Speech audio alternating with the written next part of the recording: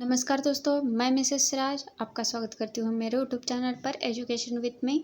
तो आज हम इस वीडियो में जो टीचिंग एप्टीट्यूड है फर्स्ट रिवीजन के तौर पर कंप्लीट टीचिंग एप्टीट्यूड मैंने शुरू किया है, तो उसका जो बचा हुआ पार्ट है हम उसे कंप्लीट करेंगे। आज हम इस वीडियो में टीचिंग टेक्निक्स और construction of instruction interaction model को हम देखेंगे, ठीक है।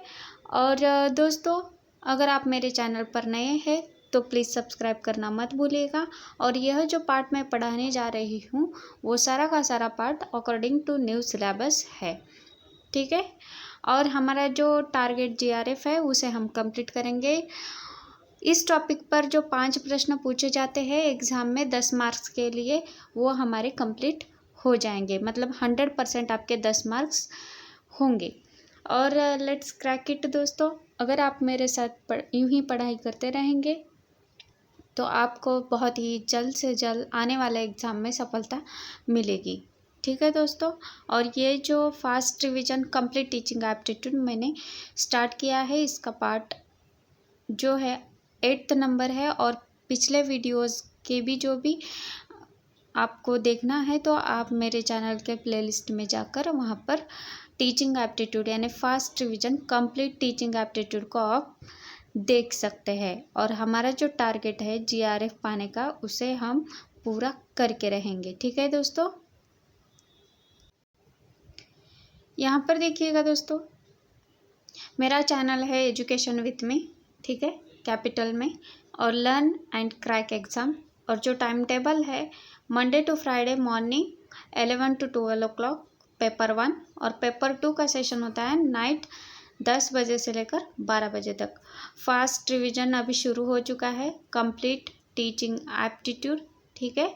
और सैटरडे संडे के दिन हमारे प्रीवियस ईयर के क्वेश्चंस, मोस्ट एक्सपेक्टेड एमसीक्यूज और डाउट सेशन क्लियर, जो डाउट सेशन है यानी डाउट क्लियरिंग का सेशन है, वो भी संडे के दिन हो रहा है। अगर आप मेरे चैनल पर नए हैं तो प्लीज़ दोस्तों सब्सक्राइब करना मत भूलिएगा।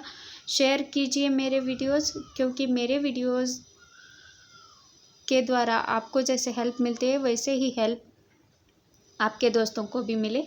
लाइक कीजिएगा और प्रेस द बेल आइकन, क्योंकि जो भी मेरे वीडियोस की नोटिफिकेशन है वो टाइम टू टाइम मिल जाए। आप मुझे टेलीग्राम पर फॉलो कर सकते हैं। टेलीग्राम पर अब हम क्विज़ेस को स्टार्ट कर दिया है, ठीक है। क्विज़ेस को आप उन क्विज़ेस को सॉल्व कीजिएगा। वो सारे के सारे क्विज़ेस अगर आप सॉल्व करते जाएंगे तो आपके एग्ज़ाम में 100% वो हेल्पफुल रहेगा और आपका टाइम मैनेजमेंट भी जल्दी जल्दी हो जाएगा। जैसे जैसे आप एग्ज़ाम के जितने क्वेश्चंस पेपर है उन्हें सॉल्व करते जाएंगे वैसे वैसे आपको टाइम मैनेजमेंट भी आ जाएगा और आपको वो प्रैक्टिस हो जाएगी और जल्द से जल्द आप एग्ज़ाम में प्रश्न सॉल्व कर सकेंगे। और मेरे चैनल पर फ्री कोचिंग क्लासेस शुरू हो चुकी है दोस्तों। यूजीसी एनटीए नेट के द्वारा, एनटीए नेट जीआरएफ, ठीक है, और महाराष्ट्र सेट एग्ज़ाम, सेट और कर्नाटक सेट एग्ज़ाम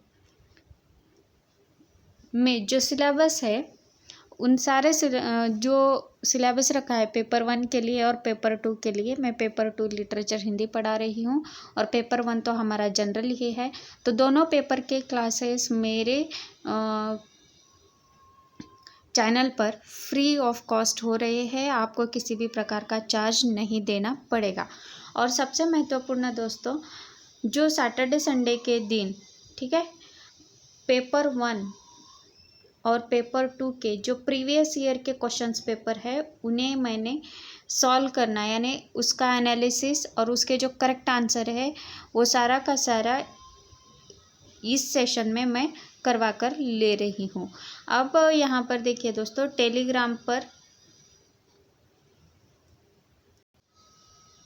यहाँ पर देखिए दोस्तों, टेलीग्राम का ये मेरा चैनल है और इसकी लिंक मैं डिस्क्रिप्शन में दे दूँगी। अगर आपको किसी भी वीडियोस के, मेरे जो वीडियो बनाए हैं मैंने, उस वीडियो के अगर पीडीएफ चाहिए तो आपको यहाँ पर मिल जाएगी।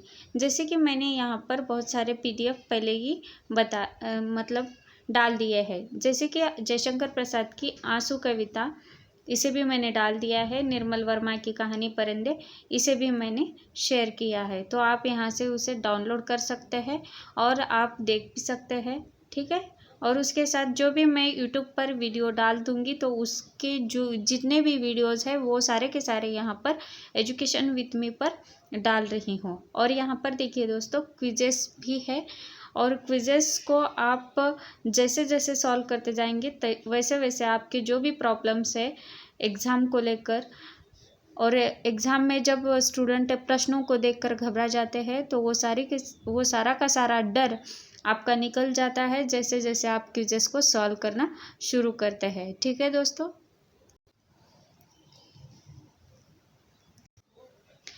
देखिए दोस्तों, पिछले वीडियो में हमने decoding of interaction analysis process को देख चुके हैं। अभी इसमें जो अंतिम है, अंतःक्रिया प्रतिमान का निर्माण यानी construction of interaction model. Flanders ने, जैसे कि पिछले वीडियो में मैंने बता दिया है कि एक तालिका यानी एक टेबल बनाया गया था, एक टेबल का निर्माण किया गया था, उसमें 10 वर्गों की संख्या संबंधित शोध अध्ययनों के द्वारा एक अंतःक्रिया प्रतिमान का निर्माण किया गया है फ्लैंडर्स के द्वारा। और फ्लैंडर्स जी कहते हैं कि अंतःक्रिया प्रतिमान को प्रमुख 2 रूपों में विभाजित किया गया है। इसे हम इंटरएक्शन मॉडल भी कहते हैं, जो फ्लैंडर्स के द्वारा दिया गया है। इसमें 2 रूप है अंतःक्रिया प्रतिमान के, ठीक है, 1 और 2, शिक्षक निहित प्रतिमान और छात्र निहित प्रतिमान। शिक्षक निहित प्रतिमान में 3 भेद बताए गए हैं कि शिक्षक के द्वारा पाठ्यवस्तु को अधिक प्रयोग में लाया जाता है और शिक्षक के द्वारा निर्देशित भी किया जाता है, और अभ्यास एवं अभिभाषण का संयुक्त प्रस्तुतिकरण शिक्षक के द्वारा होता है। अब यहाँ पर देखिए दोस्तों कि यहाँ पर भी 3 हैं जो बहुत ही महत्वपूर्ण है। छात्र निहित प्रतिमान कहते हैं इसे, जो दूसरा रूप है अंतःक्रिया प्रतिमान का। छात्रों को स्वतंत्र चिंतन की प्रेरणा मिलती है, इसे ही मॉडल इन्वॉल्विंग स्टूडेंट इंटेंशन कहते हैं। और यहाँ पर देखिए, जो स्टिमुलस इंडिपेंडेंट स्टूडेंट थॉट जो रहता है यहाँ पर, मतलब छात्र स्वतंत्र चिंतन की प्रेरणा यहाँ पर छात्रों की दिखाई देते हैं, ठीक है। छात्र की अनुभूतियों पर ध्यान देना और छात्रों की भावनाओं से शिक्षक का बौद्धिक स्तर की ओर, ठीक है, पलायन यानी टीचर ट्रांजिशन कहते हैं यहाँ पर। और सबसे महत्वपूर्ण है कि दोस्तों यहाँ पर ये जो मॉडल इतना महत्वपूर्ण नहीं है एग्ज़ाम के दृष्टिकोण से, परंतु आपको यह भी समझना चाहिए कि ये कितना, मतलब इसकी महत्ता अधिक नहीं है, परंतु आपको यह समझना चाहिए, परीक्षा के दृष्टिकोण से मैं बता रही हूँ। तो यहाँ पर इस मॉडल को उतना नहीं देखा जाता जितना देखना चाहिए, लेकिन आपको फ्लैंडर्स के द्वारा कितने इंटरेक्शनल मॉडल के रूप बताए हैं तो आपको बताना आना चाहिए कि 2 रूप, शिक्षक निहित प्रतिमान और छात्र निहित प्रतिमान, ठीक है दोस्तों। अब यहाँ पर देखिए दोस्तों, जो शिक्षण को प्रभावित करने वाले कारक तत्व होते हैं या शिक्षण कौशल्य होते हैं, उसके संदर्भ में हम चर्चा करेंगे। यह मैंने एक सब टॉपिक पहले ही पिछले वीडियो में थोड़ा सा लिया था इसको, शिक्षण कौशल्यों को, लेकिन इसको ब्रॉड यानी डिफरेंट लेवल पर हम समझने की कोशिश करेंगे। जैसे कि इसमें बहुत सारा, मतलब जो मैंने इन्फॉर्मेशन पहले वीडियो में शॉर्ट बताई थी शिक्षण कौशल्य के संदर्भ में, अब हम इसे थोड़ा सा ब्रॉड लेवल पर समझने की कोशिश करेंगे। शिक्षण कौशल्यों की जो भूमिका है शिक्षण को प्रभावित करने वाले कारक तत्वों, उसे ही हम अंग्रेजी में, ठीक है, role of factor affecting teaching और role of teaching skill influencing teaching ऐसा भी कहते हैं। यहाँ पर देखिए, इसकी प्रस्तावना है कि शिक्षण कौशल्य वे प्रत्यय होते हैं कि जो कि शिक्षण को सर्वाधिक प्रभावित करते रहते हैं, और इसका मूल कारण यही है कि शिक्षण को एक विज्ञान भी माना जाता है और एक कला भी। मतलब शिक्षण एक विज्ञान और कला भी है, और कला के रूप में यह अवधारणा प्रस्तुत की जाती है कि शिक्षक जन्मजात होता है तथा उनमें विशिष्ट शिक्षण गुण उपस्थित रहते ही है। वैसे भी एक प्रभावशाली शिक्षक उसे कहते हैं या उसे माना जाता है जिसमें विशिष्ट कौशल्य पर्याप्त मात्रा में मौजूद होते हैं, यानी उपस्थित होते हैं। तो गेज जी के अनुसार, गेज जी ने एक परिभाषा दी है शिक्षण कौशल्यों की, कि शिक्षण कौशल्य एक विशेष अनुदेशन प्रक्रिया है जिसे शिक्षक अपनी कक्षा शिक्षण में प्रयोग करते हैं। समझ में आया यह? ठीक है दोस्तों, ओके। तो शिक्षण कौशल्य एक विशेष अनुदेशन प्रक्रिया है जिसे शिक्षक अपनी कक्षा शिक्षण में प्रयोग करता है। जब शिक्षक कक्षा में शिक्षण सिखाते समय इस कौशल्य को, इस अनुदेशन प्रक्रिया को प्रयोग कर सिखाते हैं, पढ़ाते हैं। अब यहाँ पर देखिए कि शिक्षण कौशल्य प्रमुख 13 कौशल्यों में एलन एवं रॉयन जी के अनुसार, ठीक है, इसे ही एलन एवं रेयन के अनुसार जो शिक्षण कौशल्य है, प्रमुख 13 कौशल्य, इसकी संख्या उन्होंने एक सीमित बताई है एलन और रेयन ने, और यहाँ पर उन्होंने बताया है कि इसमें जो 13 जो संख्या बताई है शिक्षण कौशल्य की, इनके दृष्टिकोण से बहुत ही महत्वपूर्ण है। इसे ही important skill subdued in teaching भी कहते हैं। अब यहाँ पर देखिए सबसे महत्वपूर्ण जो है उद्दीपन भिन्नता, इसे ही हम स्टिमुलस वेरिएशन कहते हैं, और इसमें से इस कौशल्य का तात्पर्य यह है कि शिक्षक जानबूझकर शिक्षण क्रियाओं में परिवर्तन करते हैं और इस प्रकार वह छात्रों के ध्यान को पाठ्य पुस्तक में केंद्रित करने में सफल रहता है। शिक्षक अपनी क्रियाओं को स्वाभाविक रूप में बदलते रहते हैं और इस प्रकार वह छात्रों के ध्यान को अपनी ओर आकर्षित करते रहते हैं। यानी इसे ही एक शिक्षण कौशल्य का महत्वपूर्ण जो कार्य है या तत्व है, एलन एवं रेयन जी के अनुसार मानते हैं उद्दीपन भिन्नता को। अब दूसरा है विन्यास प्रेरणा। विन्यास प्रेरणा को ही सेट इंडक्शन भी कहते हैं, और यहाँ पर देखिए इस कौशल्य में किसी पाठ को प्रारंभ करने से पहले या करने के लिए जो आवश्यक होता है वो विन्यास प्रेरणा यानी सेट इंडक्शन। इस कौशल्य के द्वारा शिक्षक छात्र समूह के ध्यान का अधिविन्यास यानी ओरिएंटेशन करते हैं, और यहाँ पर शिक्षक कौशल्य पाठ की प्रकृति पर आधारित होते हैं और छात्र को अपनी ओर आकर्षित कर लेते हैं। ये दूसरा कौशल्य है। एलन एवं रेयन जी के अनुसार तीसरा कौशल्य है समीपता। समीपता को हम क्लोजर कहते हैं।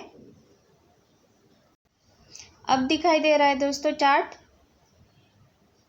ठीक है, ओके। अब यहाँ पर देखिए समीपता को हम क्लोजर कहते हैं, ठीक है। इस कौशल्य का संबंध उन क्रियाओं से होता है जिनसे शिक्षक पाठ्यवस्तु का संक्षेपीकरण करके नवीन पाठ्यवस्तु से संबंधित जो संबंध होता है स्थापित करते हैं, और यह विन्यास प्रेरणा को पूरक कौशल्य माना जाता है। ये जो है विन्यास प्रेरणा को पूरक कौशल्य मानते हैं एलन एवं रेयन के अनुसार। मौन एवं अशाब्दिक अंतः प्रक्रिया चौथा, यहाँ पर जो अगला जो शिक्षण कौशल्य है बहुत ही महत्वपूर्ण मानते हैं एलन एवं रेयन ने। Silence and non verbal cause, ठीक है, क्यूज। तो यहाँ पर कक्षा में जब शिक्षक शाब्दिक अंतः क्रिया के साथ अशाब्दिक अंतः प्रक्रिया के लिए कुछ संकेत या हाव भाव का प्रयोग करता है जो छात्रों को शिक्षण में भाग लेने के लिए प्रोत्साहित करते हैं तथा अवांछनीय व्यवहारों को हटाते हैं। अवांछनीय मतलब जिसकी ज़रूरत होती नहीं है शिक्षण में, उसे हटा देते हैं शिक्षक। और यह कौशल्य कक्षा में अंतः प्रक्रिया को अधिक उपयोगी एवं प्रभावी बनाने के लिए महत्वपूर्ण माना जाता है। पुनर्बलन, पुनर्बलों को हम स्किल ऑफ रेनफोर्समेंट भी कहते हैं, ठीक है, पुनर्बलन को रेनफोर्समेंट, ठीक है। और छात्रों के, इसमें देखिए, छात्रों के व्यवहार की प्रशंसा करना और उनकी जो अनुक्रियाओं को स्वीकार करना, उनकी जो अनुक्रियाएं होती है उसे मान्यता देना और छात्रों को शिक्षण क्रियाओं में सहभागिता करने के लिए उन्हें प्रोत्साहित करते रहना, इससे प्रचलित रूप में पुनर्बलन कौशल्य कहते हैं। पुनर्बलन या पुनर्बलन कौशल्य कहा जा सकता है, ठीक है दोस्तों।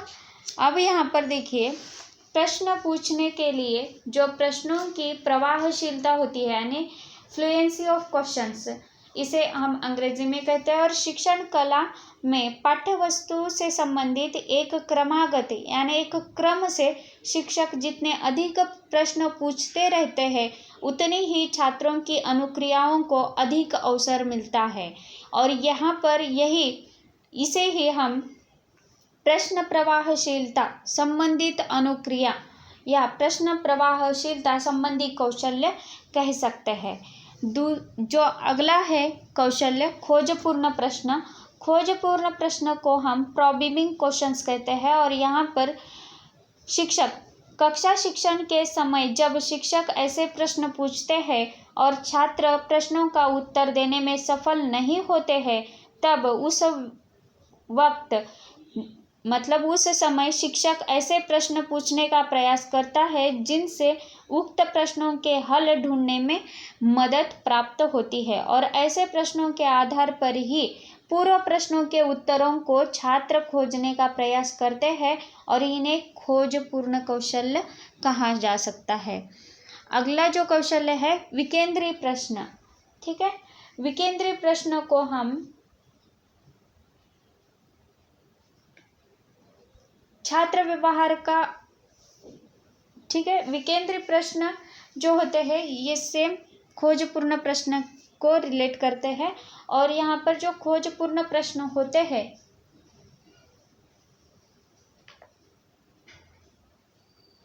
वो प्रश्न, पहले ऐसे प्रश्न पूछते हैं शिक्षक जो अभी तक मतलब कभी स्टूडेंट्स को पूछे नहीं गए हैं। और जब ऐसे प्रश्न स्टूडेंट को पूछते हैं तब छात्र अपना जो पूर्व ज्ञान होता है उसे टटोलने लगता है और उसे समझने की कोशिश करता है जो प्रश्न हमें पूछे गए हैं, तो उस प्रश्न का हम किस तरह आंसर करें या उत्तर दें, ठीक है दोस्तों। अगला जो कौशल्य है उसे हम देखेंगे छात्र व्यवहार के प्रति अनुक्रिया, ठीक है। छात्र व्यवहार के प्रति जो अनुक्रिया होती है उसे ही हम छात्र व्यवहार का अभिज्ञान भी कहते हैं, यानी recognising and attending students behaviour कह सकते हैं इसे। एक प्रभावी शिक्षक जब तक अधिक संवेदनशील माना जाता है उसे छात्रों के लिए रुचिकर एवं अरुचिकर शिक्षण प्रक्रियाओं का यथेष्ट ज्ञान होता है। यानी रुचिकर एवं अरुचिकर जो शिक्षण की प्रक्रिया होती है उस शिक्षक को उसका ज्ञान होना आवश्यक है। और वह रुचिकर प्रक्रियाओं की परिचय छात्रों के व्यवहार के प्रेक्षण के द्वारा कर लेता है और उनका उपभोग करता है। तो समझ में आया यह। अगला देखिए, छात्रों की सहभागिता को प्रोत्साहन। यहाँ पर देखिए छात्रों की जो सहभागिता में वृद्धि होती है, इंक्रीजिंग पुपिल्स ऑफ पार्टिसिपेशन, यह भाषाविदों ने इसमें उक्त कौशल्यों को 4 मौलिक तत्वों के द्वारा बताया है। प्रश्न पूछना, प्रोत्साहित करना और छात्रों के व्यवहार को स्वीकारना। और जो अंतिम तत्व माना गया है इसमें का, शिक्षण के दौरान कुछ रिक्त स्थानों की उपस्थिति जिन्हें छात्रों के द्वारा पूर्ण किया जाना चाहिए। और ये सभी जो क्रियाएं हैं छात्रों की सहभागिता में निरंतर वृद्धि करती रहती है। अब यहाँ पर देखिए श्यामपट्ट का प्रयोग। श्यामपट्ट का प्रयोग में यानी यूज ऑफ ब्लैक बोर्ड इसे हम कहते हैं। और इसमें इस कौशल्य में दक्ष होने के लिए बहुत ही महत्वपूर्ण कुछ आवश्यक तत्व है जो श्यामपट्ट यानी उसका ब्लैक बोर्ड का हम यूज़ करते समय इसका प्रयोग करते रहना चाहिए। यहाँ पर देखिए कि श्यामपट्ट का प्रयोग यानी ब्लैक बोर्ड का यूज़ करते समय उस पर जो लिखावट होती है वो सुंदर होनी चाहिए, सुंदर आरेखों का प्रयोग करना चाहिए, चित्र, ग्राफ, आकृतियों का बनाना उस पर शिक्षक को आना चाहिए और प्रभावी प्रस्तुतिकरण जो होती है वो शिक्षक को आनी चाहिए। यानी श्यामपट्ट यानी ब्लैक बोर्ड का पूरा यूज़ किस तरह शिक्षक करता है उसको बहुत ही महत्वपूर्ण मानते हैं कौशल्यों के अंतर्गत, जो शिक्षक के लिए अतिशय महत्वपूर्ण है। और श्यामपट्ट का समुचित उपयोग एक शिक्षक किस तरह प्रयोग करते हैं उसे मतलब उनको इसका ज्ञान होना अत्यंत आवश्यक माना जाता है। अब सामीप्यता की प्राप्ति, जब एक शिक्षक छात्र, ठीक है, छात्र और शिक्षक के संबंध में जब सामीप्यता होती है या सामीप्यता को प्राप्त किया जाता है तब जो शिक्षण होता है उसे उसका जो अंतिम उद्देश्य होता है उसे पूर्ण किया जाता है। अब यहाँ पर जो दृष्टांत देना और उदाहरणों का प्रयोग कर छात्रों को शिक्षण के जो भी दिक्कतें आती है उसको सुधार कर उनमें जो प्रश्न छात्रों के मन में उठते हैं उनका समाधान जब शिक्षक कर देते हैं, मतलब पाठ्य वस्तु को स्पष्ट करने के लिए शिक्षकों को दृष्टांत एवं उदाहरण का सहारा लेकर छात्रों को अधिगम के जो सुगम एवं प्रभावी बनाने के लिए कार्य करने पड़ते हैं। व्याख्यान से संबंधित जैसे शिक्षक जब ऐसे कथनों का प्रयोग करते हैं तो उसमें तथ्य और प्रत्यय की बोधगम्यता में वृद्धि यानी बढ़ोतरी होती है।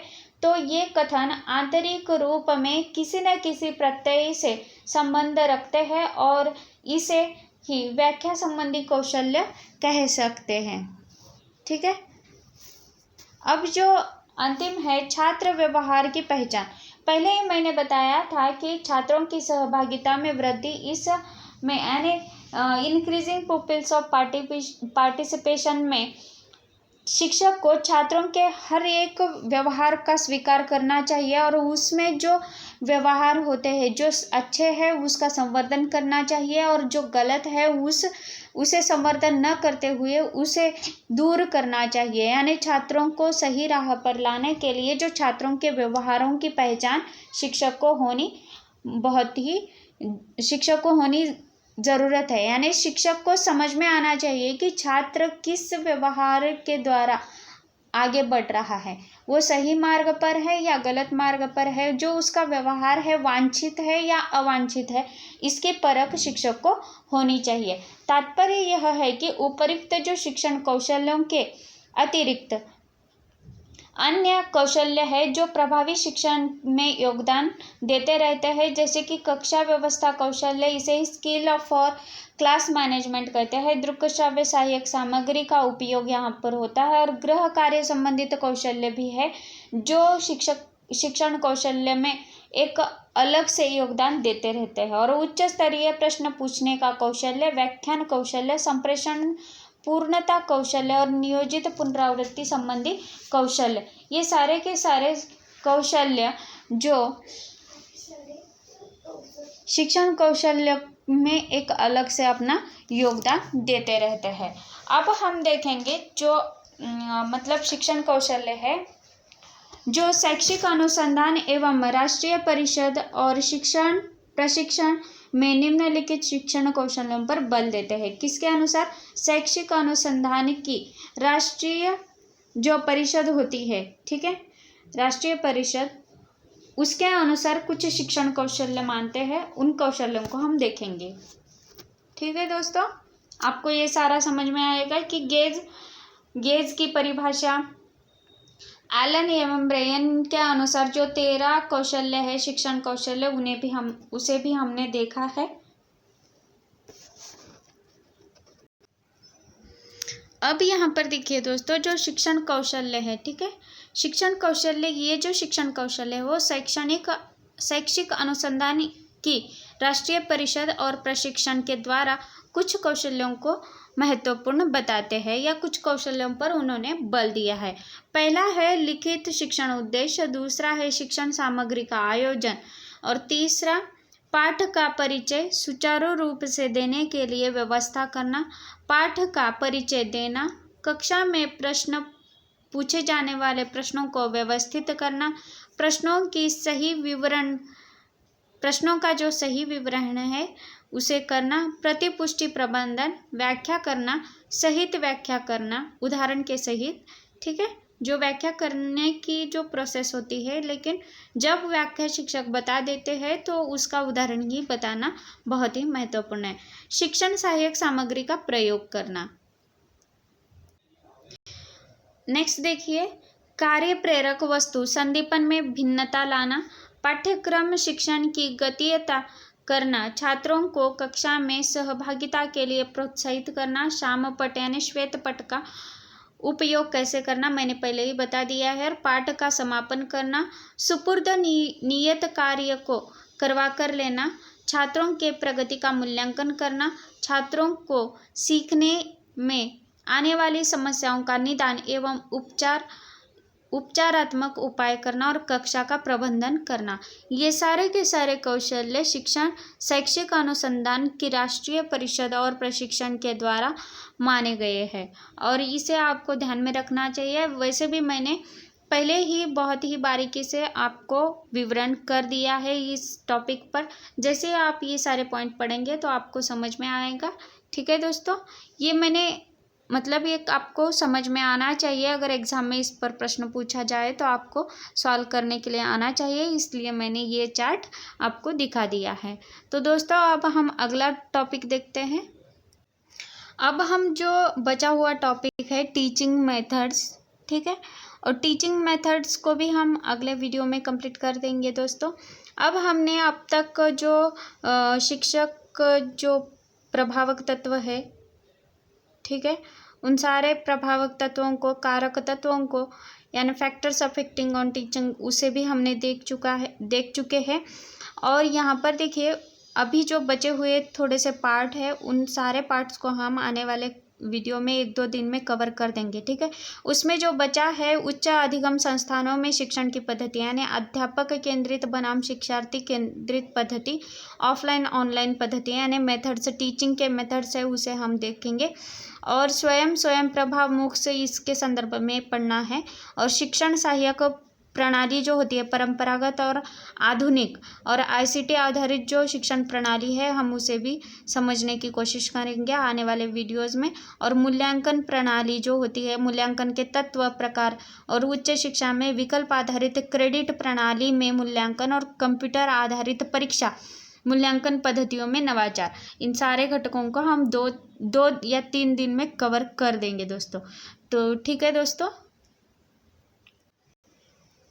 तो दोस्तों देखिए, अगर आप मेरे चैनल पर नए हैं तो सब्सक्राइब कीजिएगा, मेरे वीडियोस को शेयर कीजिएगा दोस्तों। आपका प्यार मुझे ज़्यादा से ज़्यादा मिले और मेरे जो वीडियोस से आपको हेल्प हो रही है वैसे ही हेल्प आपके दोस्तों को भी हो, इसलिए मैं कह रही हूँ कि मेरे वीडियोस है वो आपके दोस्तों को शेयर भी कीजिएगा। और आपका एक लाइक तो बनता है, और आपके एक लाइक से मुझे बहुत सारा मोटिवेशन मिलता है। तो प्रेस द बेल आइकन, क्योंकि जो भी मेरे वीडियोस की जो नोटिफिकेशंस है वो सारी की सारी आपको टेलीग्राम पर मिलती रहे। मेरा चैनल यहाँ पर नाम है एजुकेशन विथ मी, ठीक है, learn and crack the exam, ठीक है, और सक्सेस 100% मिलेगा दोस्तों। और यहाँ पर देखिए इट्स एग्ज़ाम टाइम है, अभी जो है हमारा एग्ज़ाम टाइम है। और गुड लक दोस्तों, विश टू यू, ठीक है। और थैंक यू सो मच मेरा वीडियो शुरू से लेकर अंत तक देखने के लिए, और आपका प्यार मुझे इसी तरह मिले। और जो शाम को जो पेपर 2 का हिंदी लिटरेचर का है उसका शेड्यूल भी मैंने बता दिया है, तो शाम को भी क्लासेस होना शुरू हो गई है। टेलीग्राम पर देखिए दोस्तों क्विजेस स्टार्ट हो चुके हैं और PDF भी आपको वहीं पे मिलेंगी। अगर आपको चाहिए तो आप मुझे कमेंट करके बता सकते हैं, और किस कंटेंट पर आपको वीडियो चाहिए, ठीक है, जो सब्जेक्ट के रिलेटेड है, टॉपिक के रिलेटेड है, उसके संदर्भ में मैं बात कर रही हूँ। तो उस कंटेंट को आप मुझे कमेंट करके बता दीजिएगा। मैं उस कंटेंट को कंटेंट पर वीडियो बनाकर आपको प्रोवाइड कर दूंगी दोस्तों। तो और एक बात कहना चाहती हूँ दोस्तों, सबसे महत्वपूर्ण है जो मेरे लिए, मैंने अभी अभी यूट्यूब चैनल शुरू कर दिया है। आप मेरे चैनल को सब्सक्राइब करेंगे तो मतलब मुझे भी बहुत अच्छा लगेगा। शेयर भी करते रहिएगा और लाइक तो कीजिएगा ही ज़रूर। और सबसे पहले अभी तक किसी भी चैनल ने, ठीक है, किसी भी चैनल ने अभी तक महाराष्ट्र सेट की जो एप्लीकेशन फॉर्म की जो नोटिफिकेशन आई है, ठीक है, अभी तक किसी ने भी उस पर वीडियो नहीं बनाया है। लेकिन एग्ज़ाम के रिलेटेड फर्स्ट अपडेट मेरे चैनल पर ही आपको देखने को मिलेगी, ठीक है। तो दोस्तों थैंक यू, अगले वीडियो तक धन्यवाद।